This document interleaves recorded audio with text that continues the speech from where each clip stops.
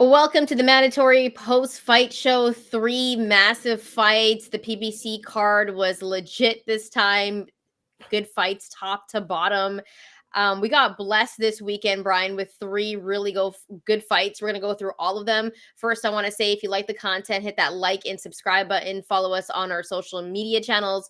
We're at TheMandatory TKO. Lots to get into. Liam Paro just upset Subriel Matias in Puerto Rico. We're going to get to that a little bit later in the show. We're also going to break down David Benavidez's first performance at 175. Lots to talk about the fact that he doesn't have power at 175 because he won by unanimous decision. We'll get into all of that. But we're going to start off with Tank Davis with another stellar performance, getting the knockout against Frank Martin in the 8th round. By the way, keep the comments coming because we are going to get to all of your comments. But Bryan, this is arguably Tank's best opponent. Frank Martin, I thought, started off very strong and was moving well around the ring, was landing on Tank Davis. But once you get Tank into a rhythm, it's kind of like night for you, right? And that's exactly what happened in this bout. Your thoughts on Tank's performance? And by the way, we were trying to watch both fights at once. I thought Subriel Matias would be over like pretty quickly by like the second round between Tank and Frank. Tank and Frank. But that just tries to Frank the Tank from old school. Anyways, that's not the point. The point here is this fight was crazy. Tank gets the knockout. Your thoughts on his performance and Frank Martin's performance as well.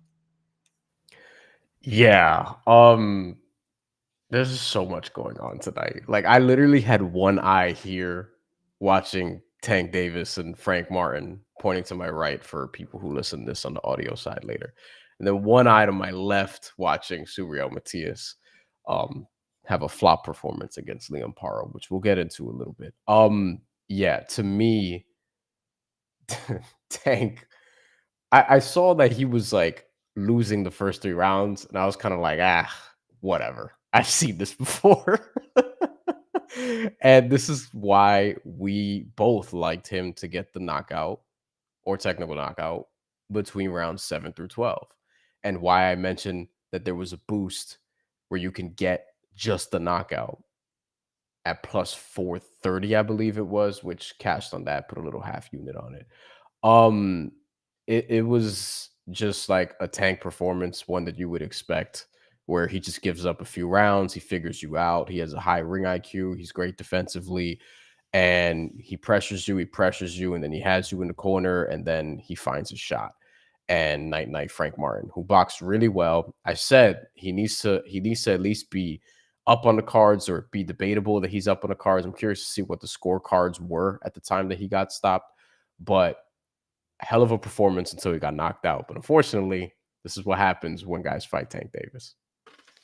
Yeah, just another classic Tank performance because the way I had it, I had Frank winning the first 3 rounds as well. And then Tank started to kind of get into the rhythm in that 4th round. Like he started to land a little bit more than Frank. And I was thinking the whole time, I was like, man, like, why is Frank slowing down his work rate?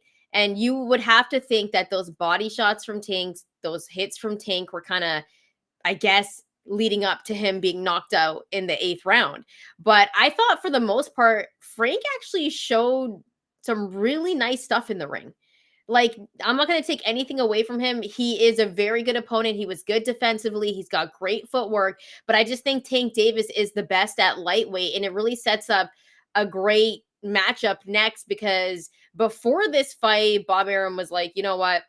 Lomachenko and Tank have to get it on, and we have to see who is the best lightweight. But nonetheless, great performance by Tank. He gets the knockout. Another name on his resume, a resume where people do question whether or not Tank has names on the resume. This is a huge name on Tank's resume. And I also think because Frank Martin did perform pretty well up until the fact that he got knocked out in the 8th round, I think this does wonders for Frank as well.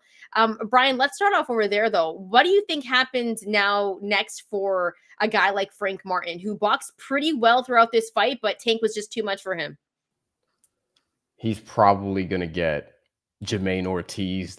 You know, we talk about like the prospect who is in their late 20s, so they kind of have to go now. and it's a little bit late for them to be just a prospect. So they have to find their footing as, are they a contender? Are they a future champion still? Are they a gatekeeper?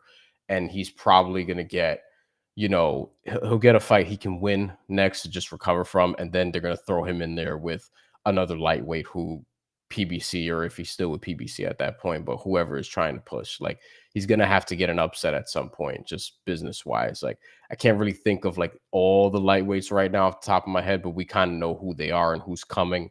Bob Arum says that he's willing to work with PBC. So is there going to be some sort of crossover where Frank Martin fights a Keyshawn Davis at some point? I wonder what's going to happen, but I think those are the kind of names that I'd be thinking about. If it's going to stay in house, then we'll see what happens. Yeah, I don't know if Frank Martin wants Keyshawn, right? Because Keyshawn's up and coming. But Frank Martin, I thought, did perform pretty well. And we're going to get to some comments right now, guys. Your thoughts on the performance between Tank and Frank Martin, your thoughts on Tank's knockout. We are going to get into what's next for Tank after this, but let's get to some comments. Let's get to our guy right here, Jesus, friend of the show. Al Heyman will never put Tank versus a dangerous threat to beat him. I don't know about that, because regardless of what people think, like Frank Martin was a really good opponent for a guy like Tank. If you remember, a lot of people were saying, and I was one of them, that Ryan Garcia and Tank Davis was 50-50. At one point, people were saying that was a 50-50 fight. So I think Frank is selective, which is kind of the Mayweather blueprint. But I think he does, at the same time, fight dudes. And if he does fight, like, let's be serious here. Tank has to fight either Shakur Stevenson or Lomachenko at this point. Like, those are the two fights that I think anyone would want to see. Do you disagree, Bryan? Yeah, like I'll pull up his box rec right now, but like Ryan Garcia, I think saying that was a dangerous fight would probably be a stretch, but I do think it was a 60-40 fight. But Yeah. I went into that thinking, if Tank doesn't win this, I would be shocked still. And that's Ryan Garcia, who has a lot of ability, but now he's a nut job, so I don't even know how that's aged. And then you look at some of the other fights going into it, like Frank Martin has some pedigree here, relative to a lot of the guys that Tank has fought. At the same time, I wouldn't say that Tank has never fought somebody dangerous, because he did get in the ring with Isaac Cruz, who A young Isaac Cruz that was hungry. yeah, who had only one loss at that point, and a lot of people watching this probably couldn't even name the person that beat him. So, but he was still somebody who we saw in that fight. He has power. He's a pressure fighter.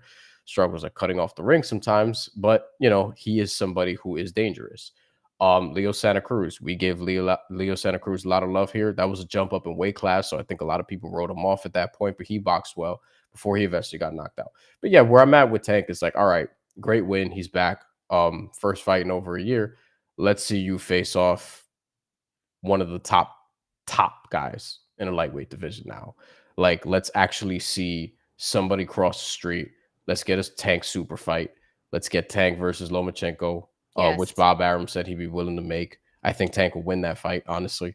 And then let's, or Tank versus Shakur Stevenson, which I'd probably roll with Tank, but I'd have to think about it a little more. But if we're saying Tank could beat all these dudes, like, all right, let's just fucking see it. Like, this is what the sport's gonna be. Let's see it, and let's not, I don't think we should be asking. I don't think we're asking for too much here. Like, just have the best guys fight the best guys. No, and I think it's kind of set up for Tank to fight those guys next, because if Tank doesn't fight Loma, or if he doesn't fight Shakur at this point, then we're thinking, okay, what's going on? I also think it's a possibility, though, that we could see a rematch between him and Isaac Cruz, which I wouldn't be mad about. And I think Tank wins that fight again, even though Isaac Cruz has gotten better. So let's get to some comments, and then we're going to move on to the next fight, unless you had anything else that you wanted to drop about Tank before we move on from this topic, Bryan. Hold on one second, because there was a comment here that I actually wanted to get to before we moved on. Not the Matias ones, but we're going to get to Matias. Somebody said Tank is on a different level, and then you have best lightweight in the world. Where is that other? Maybe. Where is that other? Here we go. Jesus.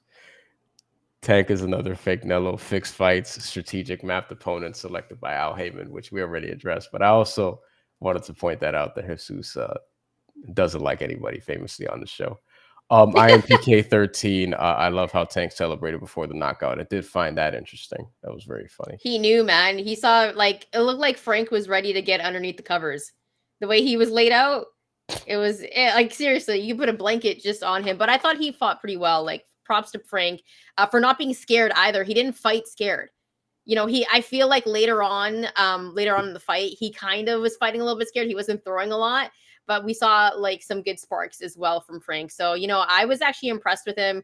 He didn't fight scared, and I did like that about him. All right, let's get He to was some. laser focused Yes. in the beginning. Like I like some of the things he was doing, and there was even a part of me that was like, oh, maybe he'll make it to the end of the fight. Maybe he'll actually make it to seeing the cards. And then I was like, nah, Tank's gonna find him. And he found him.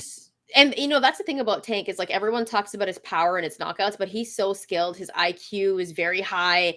And the one thing about him is that he sets traps. And listen, like he continues to do this. So now we just want to see him do it against an opponent with a big name. And our votes are obviously Lomachenko and Shakur Stevenson. If you have a better vote, let us know. Drop some comments below. Let's move on, though, Bryan, to the co-main feature, which I thought was actually pretty interesting. David Benavidez ended up getting a unanimous decision victory at his first fight at 175 pounds, and that was against Alexander Gvozdyk.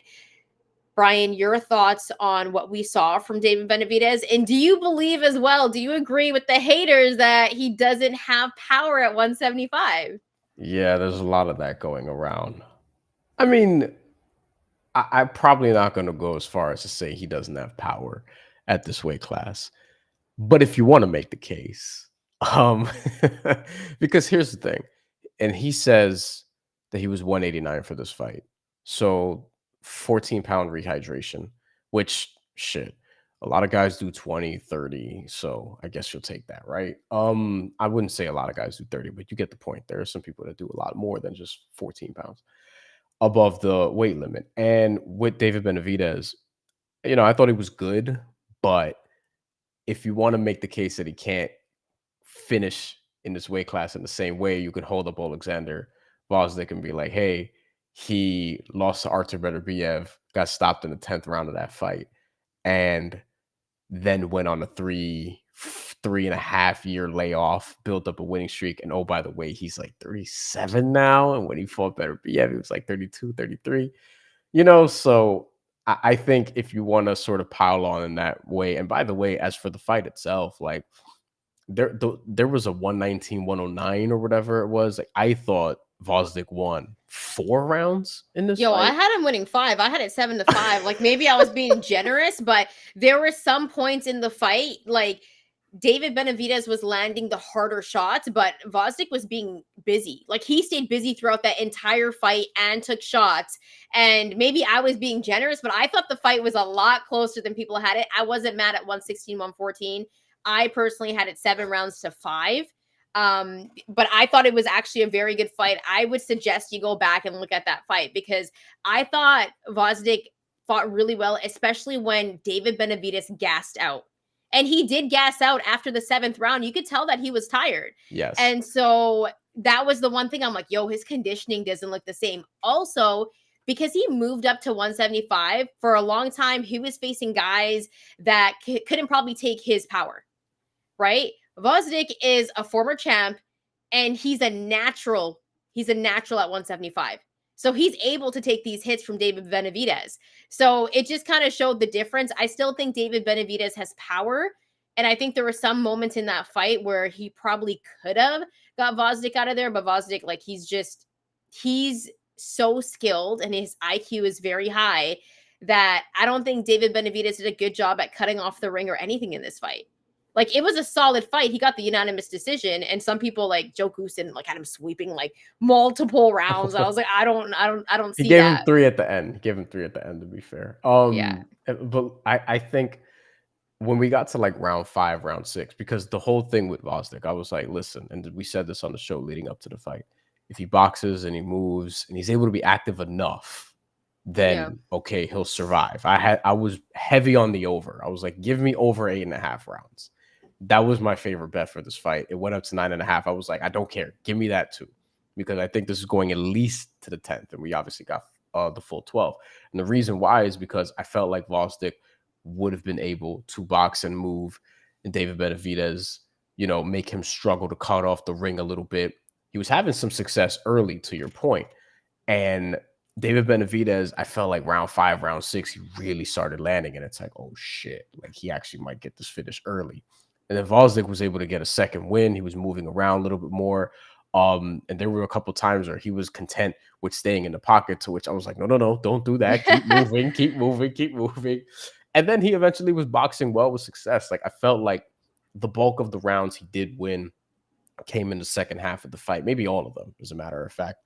I think I gave him the first, and then I gave him like 3 more toward the end, or 4 more toward the end, or whatever it was. Yeah. But to me, like David Benavidez is probably a B minus performance for his debut at light heavyweight, and coming away from it, I'm kind of like, I wouldn't take him to beat Dimitri Bivol. You know what I mean? Like, But you know what? To play devil's advocate, coming into the fights this weekend, even though Leon Paro, we're gonna get to that, upsetting Subriel Matias, the one fight that I thought that would be an upset could possibly be this one, and that's because Vostick is a former champion, and on top of that, it was David Benavidez' first fight at 175. So just thinking about it in that aspect, like just to give him a little bit of grace, he moved up to 175, fought a former champion, and this is new territory for him. And we're sitting over here being like, oh, he doesn't have power. He just beat someone by unanimous decision.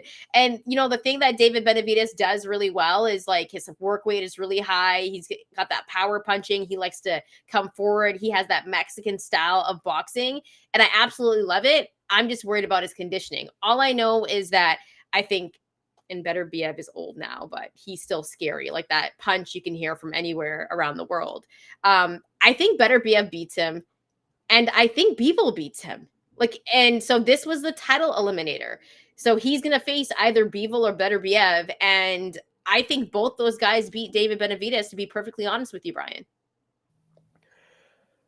I think, well, Beterbiev, I want to know how he recovers from the injury. Like that's sort of a big thing there, because he's either at 40 or pushing 40, I and think he's like 40 already. Yeah. injured again. They got to fight. Like ultimately, Benavidez is in all likelihood he's not gonna fight both of them. I'm gonna ignore that, Ryan. Um, but he's not gonna fight both of them.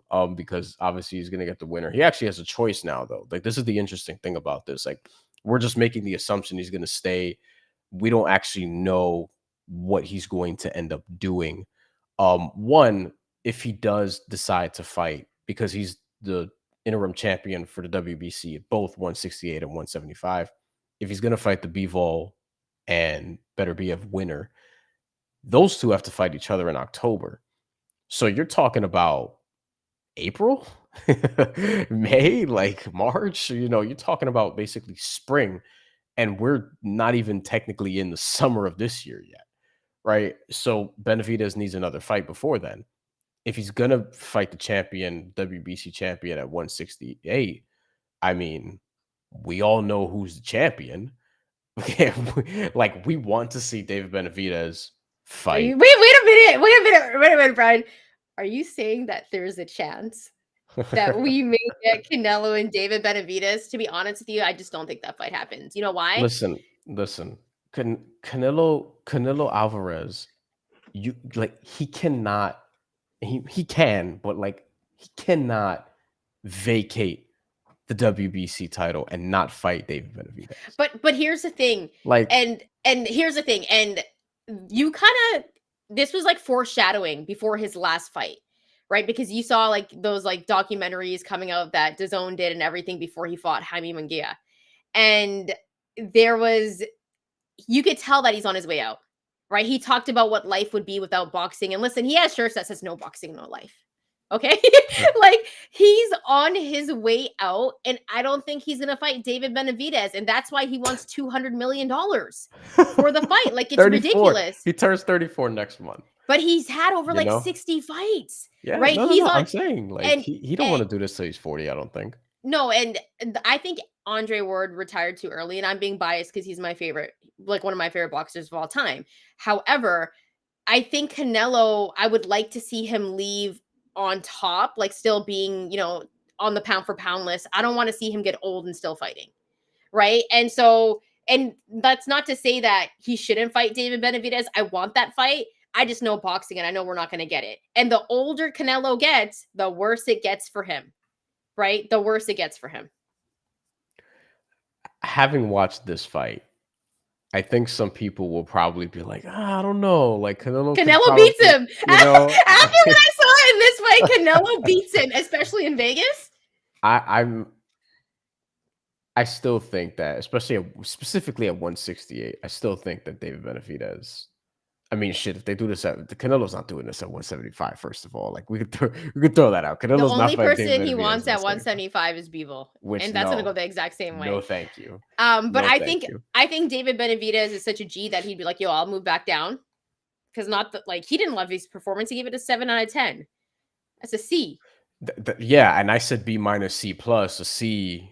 or that's a C plus, whatever. No. C plus since like 78, 79. Like, trust In me, in America, I in got a couple America, C pluses. You no, know what I'm saying? Like, in America, in Canada, a C plus is like 68 till like oh 73. I y'all, got a couple of C pluses in my life and C's and C minuses. I C. graduated with C minuses, but I had anyways, a that's couple not the D. I point. had a couple. I had a D or two. You know, on my college, whatever. Are D's you get gonna say? Are you degrees. gonna? It's fine. Are you gonna say pause? It's very un-New York Oh. of you. Moving on. I'm gonna cut Um, that. I think David Benavidez, it was fine performance, but like for me, I probably would rather he fight Canelo Alvarez than he experiment at the light heavyweight division with the winner of better BF and Bivol, especially if it means we have to wait 8 months or whatever, 10 months actually, or whatever it is. Sorry, I had my mic off, but I want to get to this. Nello is a counterpuncher. He has a chance because David was coming in reckless. But I think that's kind of his fight style. That's kind of David Benavidez's fight style. Like he's gonna come forward, he's gonna take hits, he's not afraid of it, but he's gonna try to like just throw as many punches as he can, and they're gonna be hard hitting. The thing about Canelo is, I thought Canelo had one of his best performances in his last fight. Like, was that not one of the best Canelos we've seen in a long time? I was a little surprised at how dominant he was.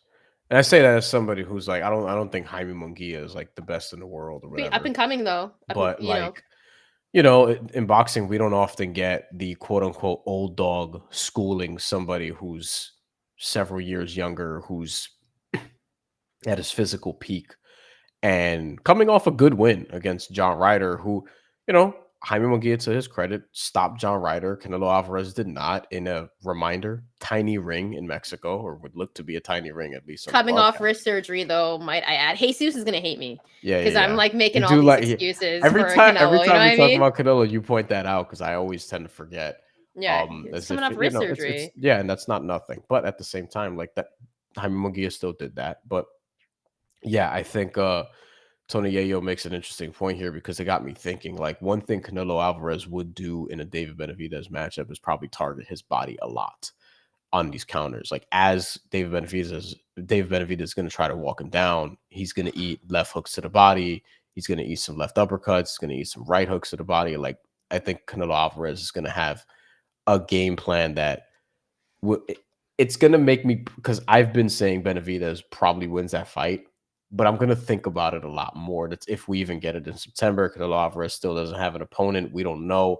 The David IBF is, Benavidez doesn't even have an opponent. oh yeah, My that's true. God, this might be a chance. The IBF is out here trying to be like, yo, fight William Skull. And Canelo Alvarez is probably like, no, who is this? bro. Like, And here's the thing, like, and I wouldn't even be mad if Canelo fought your boy Edgar Berlanga.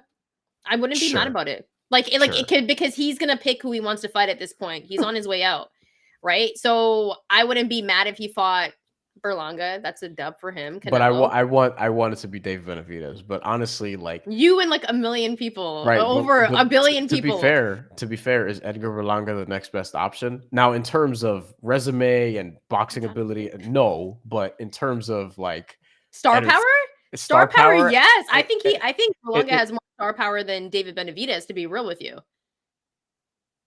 I don't. Yes, he does. I'm not going Yo, that yes, far. yeah, no, he does in the sense that like he's a New Yorker, right?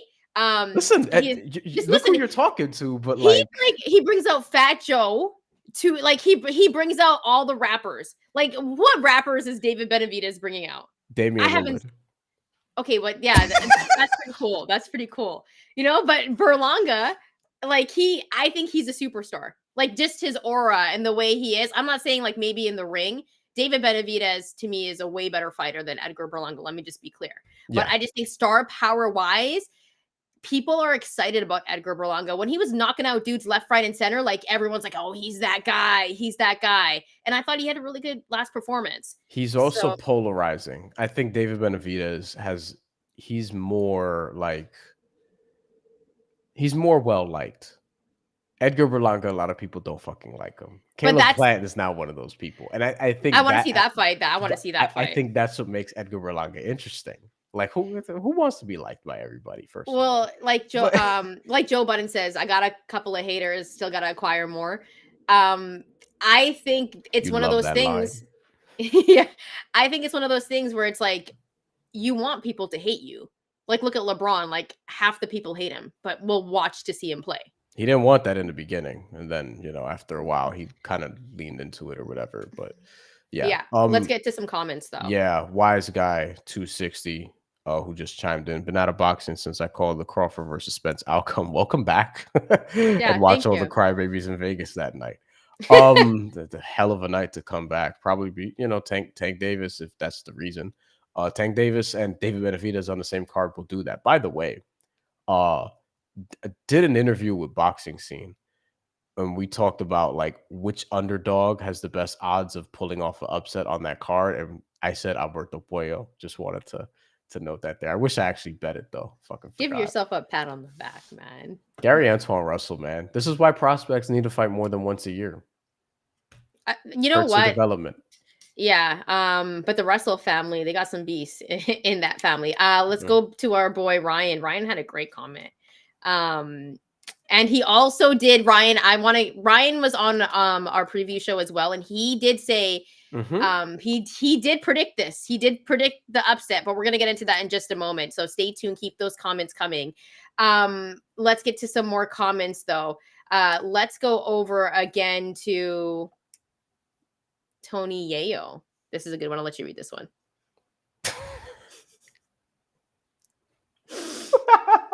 Didn't Canelo bring out Bad Bunny one time? Or was that J Balvin? Might have been J Balvin. I don't remember, actually. I think he did. I think he did. Subriel Matias should have did that instead of who he brought out. Oof. Who did he bring out? I don't remember, but it wasn't Bad Bunny or J Balvin. We got to put this one up. Ryan Beevil recently been wearing trunks that look like Bryan's disco shirt. Did you see Tank's trunks, Ryan? I think Tank always looks pretty wavy though from any of them. Any final thoughts before we get up out of here and go over to the big upset? No, let's just do this now. Subriel Matias dropped the ball. Jesus Christ, man. So 2 for 3, I'll take it from a betting perspective because Tank and Benavidez in terms of the over, Tank method of victory between round 7 through 12. But Subriel Matias, I had steam on the knockout, technical knockout. I had 5 through 8. Do we both have 5 through 8? We might have both had 5 through 8. We both had 5 through 8, but there was I'm gonna go back because I was like keeping score until I was trying to do both. And then it was like so difficult because I was missing things. So I had Liam Paro win the first 2. Matias came back in the 3rd round, and I thought he picked up steam, but Liam Paro, he had a great performance. Like it wasn't no robbery. He deserved to win that fight, a very close fight. And I felt like Subriel Matias had some chances in that fight, especially when he got him into the corner, but he didn't let his hands go as I thought he would. And Liam Paro took some big shots. Like at one point, I was thinking, who's going to beat Subriel? And Liam Paro had a great performance against him tonight. Yeah. Now Subriel needs to get a rematch and knock him out like he did last time he lost the fight by decision. I think in all seriousness though, like, yeah, I mean, it's funny because he was I just didn't like the vibes coming into this the more I think about it this week because like I felt like he'd get the stoppage, but there was a lot of hype where we've seen this before in boxing. Certain guys get set up to fail in their hometown, which is where they're feeling themselves leading up to the fight and talking all this shit. And he really feels like he had arrived at that point. He got the title defense in Puerto Rico. And perhaps is looking or overlooking a credible challenger. We gave Liam Paro his respect. He had some nice wins, particularly the Montana Love one leading up to this fight. Which was bound to happen because Montana loved too much hype there, might I add. Sure. I think he was training with Shakur Stevenson recently, from what I saw. But listen, this happens, and then as the fight is getting started, Subriel Matias has this long entrance. Jesus Christ, man. Just long entrance, really feeling himself, waiting at the entryway. Like on some like, oh, I got announced number 30 at the Royal Rumble, so I'm gonna wait till everyone else fucks each other up, and then I'm gonna run in like 5 minutes after my song plays, type of shit. Like he was waiting for mad long, came into the ring, feeling himself, whatever. It was emotional, whatever the case may be. And then like this is what I was worried about in terms of how he would lose again, would be to somebody who boxes really well, sticks to a game plan, who has a referee who's not going to, because some referees are like quick on excessive holding and other referees not so much. He got on Liam Paro for some other things, but Liam Paro was able to throw some combinations and then clinch and continue moving. He was clinching a lot, but that was part of the game plan. Helped sort of wear Subriel Matias down. He boxed really well. Liam Paro did. He was able to tag him and then just move and continue to move. And that was sort of the recipe to beat somebody like a Subriel Matias, which is why when he and then there's the whole thing about him and Regis Prograis talking shit to each other and whatever the case may be. And I still think that fight is up in the air because, like, listen, y'all should fight each other now that Subriel Matias lost this fight. And I don't think I think Regis Prograis is great, but like I don't know if he's gonna fight Liam Paro the same way. I kind of think he's gonna stand or fight Subriel Matias the same way because they're probably just gonna stand and bang and hit each other, and that's a Subriel Matias fight. But stylistically, Liam Paro was not gonna fight the Subriel Matias style of fight. So unless he made some adjustments, which he was late to do, then he wasn't gonna get the win, and he didn't. I was surprised that the judges scored it the way they did because I was surprised there wasn't a robbery, to be honest with you, for the first time. Like, we see robberies all the time, but why was there not a robbery tonight? You know what? Like, I'm not saying there should have been a robbery, but if there was going to be a robbery one night, it should have been tonight in Puerto Rico. So that kind of pissed me off as a boxing fan, yeah, right? Like, it's like they rob boxers all the time. Why is Liam Paro not getting robbed right now? That to me baffled me as a boxing fan. If we're gonna do robberies, let's do them right. Okay, that's all I'm saying. I'm glad I'm not the one saying this. Tony Yayo, this is a great comment. I gotta put this up. We gotta get Lou DiBella back on the show. Yeah, Liam Paro gotta hire Lou DiBella and make bank off this upset. Go to Australia and stretch it out like George Kambosos. But you know what? I actually think Liam Paro is actually a really good boxer. Like, he's very tough. He's not afraid to fight on the inside. I like the way he moves around the ring. He's a little bit sneaky. I think he's way better than George Kambosos. Like, no disrespect at all. But George Kambosos' fame really came from the fact that he beat Teofimo Lopez. And Teo was not even thinking about him in that fight. He was like, I'm going to go into this ring and knock him out. Right. And so I just think, and no disrespect to George Kambosos Jr., but has he done anything since that fight? No. Here's a question. Liam Paro went to Puerto Rico and beat Subriel Matias. That to me is a massive win. Not everyone's going to do that. And there wasn't a robbery. You know what? The judges were too good tonight. The judges were too good tonight. It just didn't make any sense. Stephanie Pinheiro looked great, by the way. I watched that fight. Yeah, because Bryan's been hounding me and sending me videos like nonstop. And I was like, I gotta watch this fight just so he can shut up and stop sending me videos, like literally like at random times in the day. You gotta watch this. You gotta watch this. And so I was like, I had enough, and I was like, I'm gonna actually watch this fight. Yeah, I thought her and Yankiel Rivera, they held it down. Subriel Matias did not. I like Um, Rivera. who wins the fight between Liam Paro and Isaac Cruz? Well, I'm gonna be biased and say Isaac Cruz wins it, but Liam Paro is tough, and I think he can beat him. Like, I think if Liam if Paro he can does beat this Subriel same Matias, shit, yeah, if he then does he the beat same, because Isaac Cruz can't cut off the ring at all. Liam Paro's so sneaky, and if the judges did what they did tonight, Liam Paro's gonna win that fight, depending on where it is. You know what I mean? Like maybe in don't do it, America, don't do it, there's more sir. robberies, and like Yeah. in Vegas, and I know Puerto Rico is still part of America, but It also depends if it's PBC X DAZN or DAZN X PBC, and if the fight is going to be in Vegas or Australia or somewhere else. if the fight is in Arizona, no, Forget Isaac it. Cruz is gonna win. Right? Like if it's in Glendale, nah, like that's not gonna happen. Before we get into some comments and keep the comments coming, guys, what did you guys think about Subriel Matias losing in Puerto Rico, and what did you think about Liam Paro's performance? I'm gonna ask Bryan, what is next for Subriel Matias? Fight Regis Prograis, honestly. Do that now. Regis Prograis just had a bad loss, and some people would say back-to-back losses, but had a bad loss against Devin Haney. Subriel Matias has this bad loss against Liam Paro. Fight each other. Because we were talking about, hey, Arnold Barbosa got that robbery victory, whatever, and Arnold Barbosa recently tweeted a See, British that's what flag I wanted to emoji. see tonight. An Arnold Barbosa level robbery.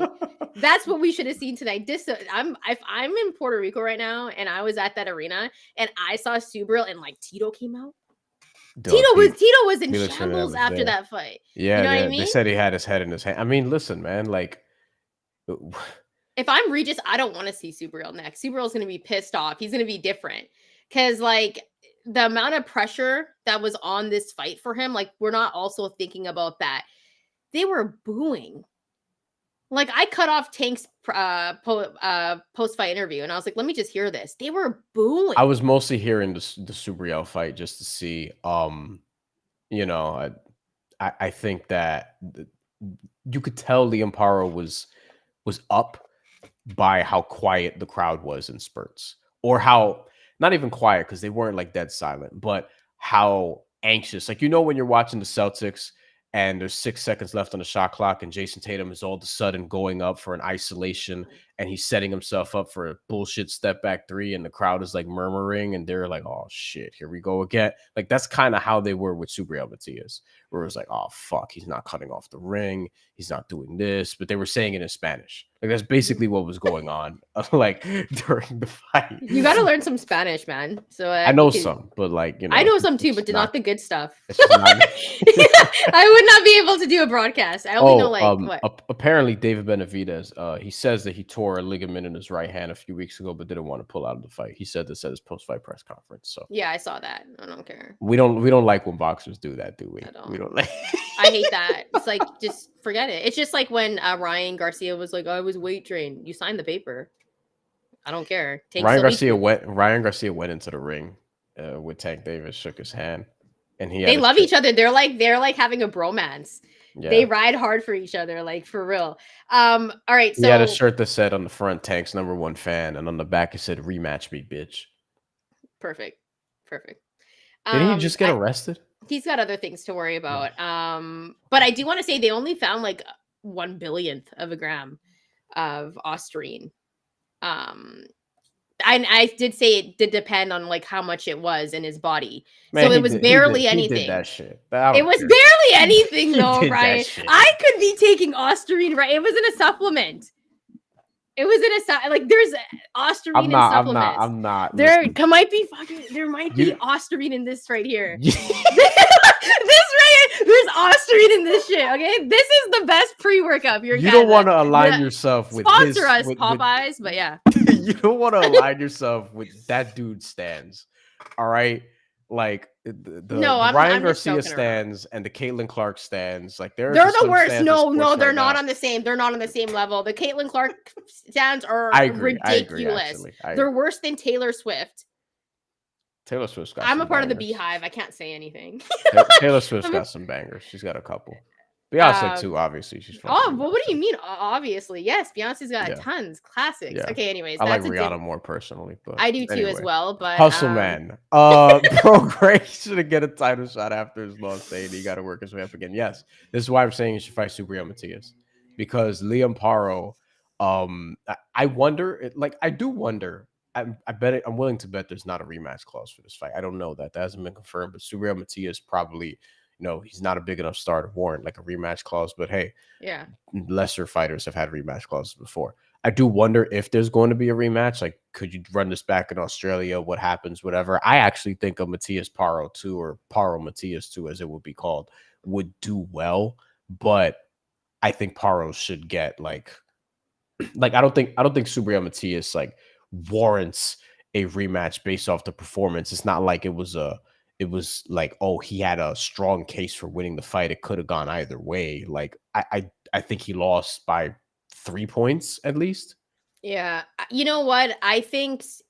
Okay, so Regis is setting it up for him to fight Subriel Matias, and I think that's a great fight. Personally, I was so high on Regis at one point. I was saying he was the best at 140 throughout his last performances, and him getting older. I'm wondering if he still has it, because at one point your body, I mean, you get old, right? And so I think money wise, business wise, it makes sense for Regis, but I think that fight will be telling. Whereas if I think Regis loses really badly, I think he should hang up the gloves. That's my opinion. If he was to get like knocked out by Subriel Matias, because we haven't seen a classic Regis performance in a minute. And so when I take a look at the 140-pound division, the only other person that I might want to see Liam Paro fight is an Isaac Cruz. I wouldn't mind seeing Liam Paro fight Teofimo Lopez.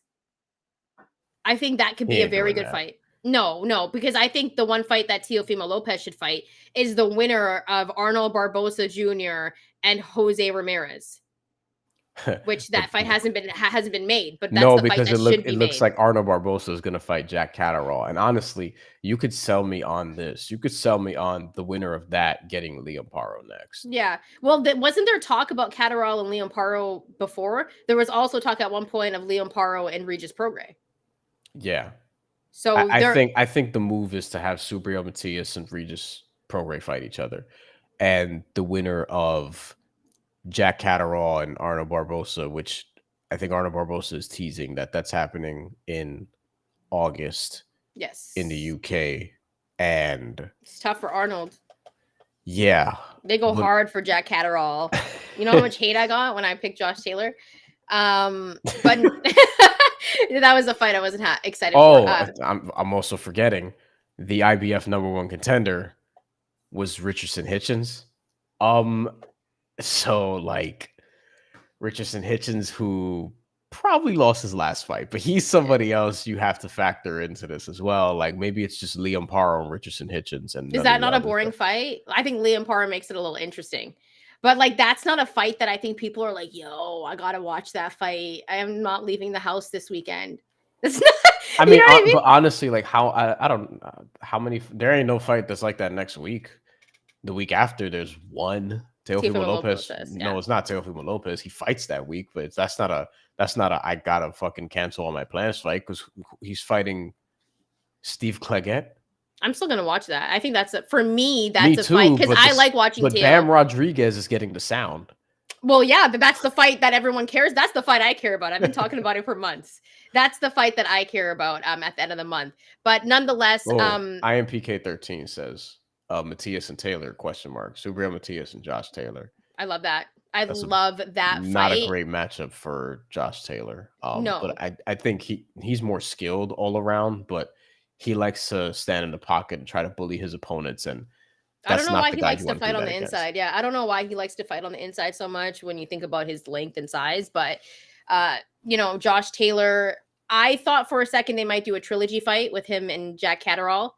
That was in the talks as well for that possibly happening. And people in the UK were like loving it, like trilogy. Like we get excited for, a trilogy like Canelo and Triple G or something like that, right? Or like a classic trilogy. But like, the UK people love, and no disrespect to anyone that's watching this on the UK, but they're hype on a Josh Taylor Jack Catterall trilogy fight. But nonetheless, I think that Subriel Matias should probably fight Regis Prograis. I mean, it's all set up there. Both the guys want it. And as for Liam Paro, I think he has some options. I think Devin Haney, after he takes care of Sandor Martin, if he does, because we don't. Sandor Martin's a tricky fight, very tricky fight. I think Liam Paro has a matchup there. He could either fight a Sandor Martin or he could fight a Devin Haney, because I think that might be a little bit more exciting in terms, because the way Liam Paro fought tonight, dude's tough, like extremely tough. I was impressed. I just want to say that this 140-pound class is a fucking mess. Like, just looking at it. So Devin Haney, Ryan Garcia, we don't know what's going to happen there. Tony Ayo asked, he's like, you on the East Coast, what's taking the commission so long to drop a ruling on Ryan Garcia? Believe me, I would like to know, because I want to know whether or not there's going to be a decision reversal or whatever the case may be. But Devin Haney is a champion, and he's coming off a crisis. We don't know what's going to happen with the Ryan Garcia situation as it relates to potentially overturning that fight, whether or not Devin Haney is going to preserve his undefeated record, and whether or not he's going to go into the Sandor Martin fight that is supposed to happen later this year with an undefeated record, though he's still the champion. Okay, you have Isaac Cruz, you have Ismael Barroso. They have WBA titles. Barroso, fucking, like, if we forget about him, but like he's also in the mix here. I totally forgot about him, dude. I totally forgot that he had the WBA. Yeah, he has WBA regular because he fucking destroyed O'Hara Davies in one round. Great performance. The guy's like 40 something. Yeah, like, you know, your Subriel Matias losing to Liam Paro tonight, so Liam Paro gets the IBF title. So now the IBF is in tatters, as they say in the UK. And then Teofimo Lopez is the WBO champion, and he's fighting fucking somebody who's ranked number 10 by the WBO, Steve Claggett, who has like 7 losses. And he's the best guy in this division, by the way. Like, but you're like, we perpetually go into Teofimo Lopez fights like, which Teofimo Lopez is going to show up today? Yeah, no, he's like laser focused, though. We've never seen Teo that focused. Before we get up and out of here, Brian, because it's hella late, we'll go to our boy Hustle Man, because this is a really good question here that I'm going to make off this. A lot of people slept on Paro. #upset. My question to you, Brian, is Subriel Matias losing in Puerto Rico one of the biggest upsets this year? I remember when I said leading up to this fight that he was too much of a favorite. Like, I didn't feel like he should be minus 750. That was a little outrageous, especially against somebody who probably is a better all-around boxer. Like, I don't like taking the power puncher, the brawler at minus 750 against somebody who's obviously going to box. Minus 300, minus 400, and some juice on a knockout, whatever. But that was a little much for me. But it has to be one of the biggest upsets just from the standpoint of like betting, right? It's for now, it's not a bigger upset than Ryan Garcia and Devin Haney thinking that we thought Ryan Garcia was fucking nuts, and he is. But leading into the fight, you're gonna get canceled. Like, you can't say that. You know, but like the problem with that is like we don't know if that's gonna get overturned. He was 3 pounds overweight, he was on stuff. You know what I mean? So it's like we like a bill, like, but it was like the tiniest, like the billionth of a gram. Listen, I told you I'm on Ostarine too, man. It's just I always said it depended on how much he had in his body, and he didn't have like crazy amounts. Like, I do think that matters because it could be a dirty supplement. Not making excuses for his behavior, but I'm saying I think it depends on how much is in your body. We don't have to. No, we're gonna get this. We'll be here all night if we do that. Yeah, because then it's like right now, like those are the 2 upsets that come to mind. There probably will be others, I'm sure, over the course of the year. I love it. I'm not gonna lie to you. I love the upsets. Yeah, because they've destroyed the 140-pound division, which it makes 140 interesting now because I just named you the 5 champions. I just named you the 5 champions in the weight class because the WBA wants to be extra. But then you still have Sandor Martin. Alberto Puello just beat Gary Antoine Russell, by the way. That was a pretty big upset. Great fight, by the way. Did not expect that. Yeah, a great terrible scorecard. One of them had 118 to 110, I think it was, for Gary Antoine Russell. Yeah. Jack Catterall's still here. Richardson Hitchens. Josh Taylor's a name. We don't know what he's gonna do, but he's a name. Jose Jose Ramirez. Ramirez, Arno Barbosa, Regis Prograis, Subriel Matias. Like, there's legitimately like 12 interesting guys at 140, right? This probably deserves its own segment. Like, we may have to talk about this week. I think we're But gonna have to. there's a lot. Kenneth Sims, you know what I mean? Like, Let's go that's to what it our was. boy. 118, 109. That's what it was. Let's go to our boy Tony Ayo really quickly, and we're gonna leave off with a question off this. Matias still gets Haney out of there, but it won't happen. Is Subriel Matias still a guy that will be feared in this division after this performance? Because I still think Haney would want to avoid him, and I don't know if Teofimo Lopez fights him. Like, I know that there was talk that Teo was trying to get Subriel Matias, but it never happened. And in boxing, sometimes you're like, that's BS. Right? Like, did it really happen? And there was one person that we worked with early on in the show that said a lot of the stuff that you hear isn't true. When it comes to, making deals and whatnot. But is Subriel Matias still feared? Because he was known as the boogeyman at 140 pounds. I don't know. I think if you're somebody like Richardson Hitchens, you'll probably look at him as somebody you could outbox. But we saw what happened against Lemos in the last fight, and it's like, it's tough because I think the blueprint is out. Now Subriel Matias has to adjust. He's also sneaky 32 years old, so this is a factor as well.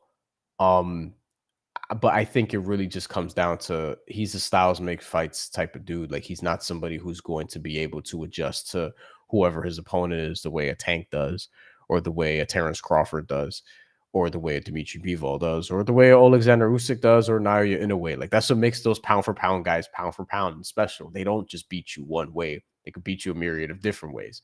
Subriel Matias cannot do that. That's why he's not a pound for pound fighter. He beats you one way. He's very good at beating you that one way. But once you figure out how to navigate that, and again, you're able to clinch without getting points deducted for excessive clinching, which people got on the referee for his performance today during that fight.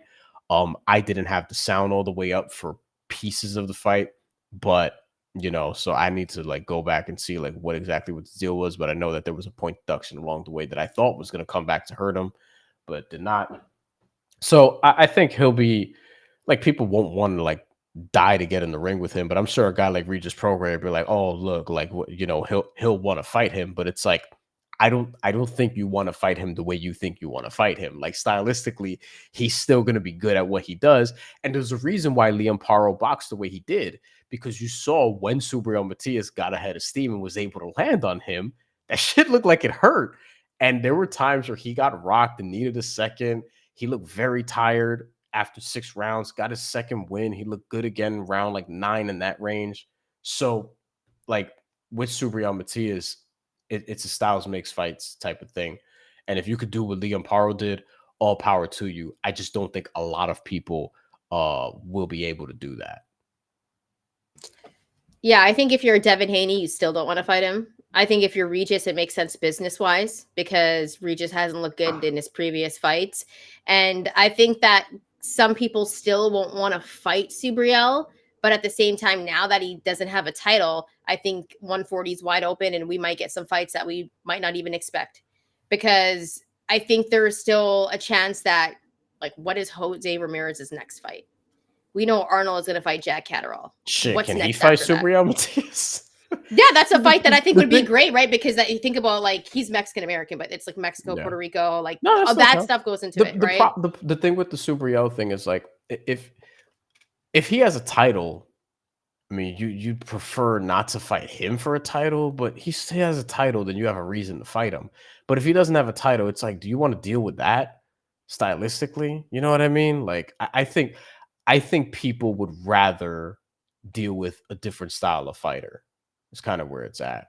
There's some people who would probably prefer Richardson Hitchens because he's not going to throw a lot and they like fighting people like that. There's other people that are going to prefer to fight Subriel Matias because, like, oh, I have the defense, I have the boxing ability or whatever. So it kind of just depends on who we're talking about. I would love to see Richardson Hitchens fight Subriel Matias just to see whose style kind of wins out there.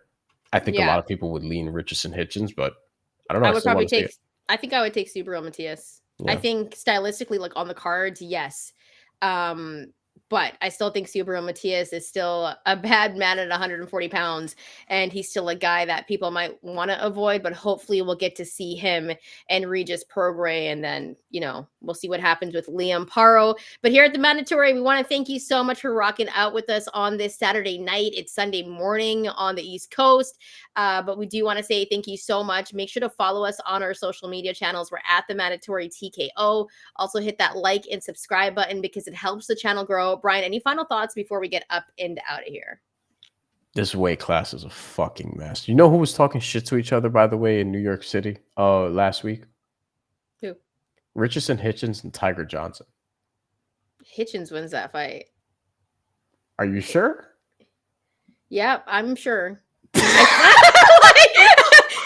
And no disrespect to Tiger Johnson, but we also had Tiger on the show. I think it was like one of our most fun interviews, really early on. Go check it out. I think a lot of people. I like Tiger. Don't get me wrong. I like Tiger, and he's gotten better. I think I like them both. I don't think a lot of people would like that fight stylistically. I think it's too soon for it.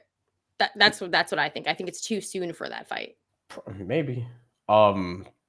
Listen, this 140-pound weight, like you can do an almost fucking March Madness style tournament with how fucking disorganized this weight class is. And you know what?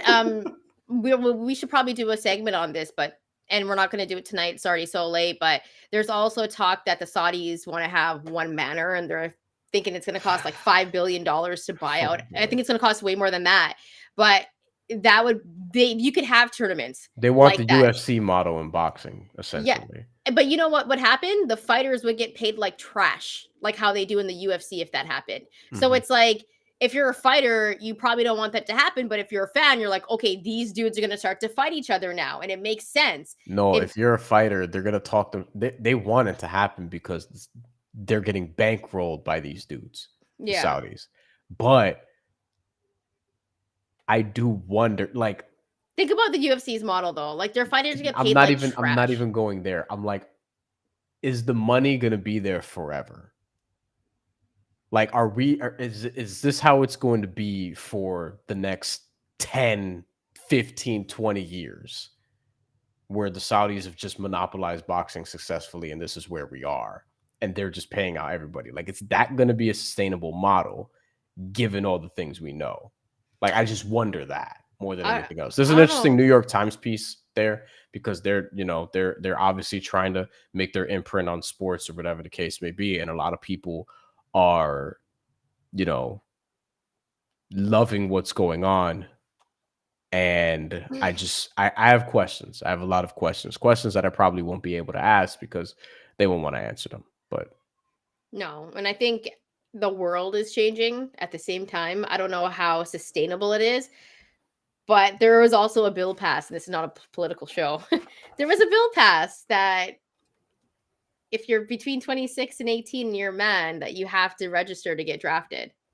That bill was passed. And so there's like worldly stuff that goes into this as well when you talk about economics. So it's a lot deeper. It's a lot deeper. 1:23 a.m. on the East Coast. And now the real show is starting. It's a lot deeper, you know what I mean, than just that. Let's do one more comment and get up out of here. Shit. Yeah. Tony Ayo, Project 2030 not sustainable. I don't know if it's sustainable either. I love the fact of it being like the UFC model, as long as the fighters get paid what they're worth. I don't want the fighters to get jibbed, and I don't think they would if the Saudis are controlling it, but you just never know because, like you said, will the money always be there? And with the way the world is trending, I don't know. So that's my final thoughts on it. And also, it's like it's just we're not gonna get in, like, there's a lot of depth here worth covering that I probably need like 8 hours of sleep to do this. But like there's just a lot there with Turkey and all the shit going on and all the boxing promoters basically fawning over themselves to give him all the credit and what's going on. I just would like to know more of the actual inner workings that we're not going to get answers to, because all that's going to be put in front of us is like, hey, they're making the fights, this is happening, whatever. And it's really because like money. And it's like, all right, if it was this simple before, where the fuck was the money? Yeah, it's a deeper conversation that we'll have at a different time. But it says right now that we got 298 people rocking with us right now. Thank you so much for coming on the show and hanging out with us tonight. Make sure to hit that like and subscribe button. Follow us on our social media channels. We're at TheMandatory TKO, and we hope you enjoyed the fights this weekend. We're gonna get into everything in the 140-pound division coming up this week on our channel and much more. Bryan, I'll let you have the last words before we get up and out of here. We'll see y'all again soon.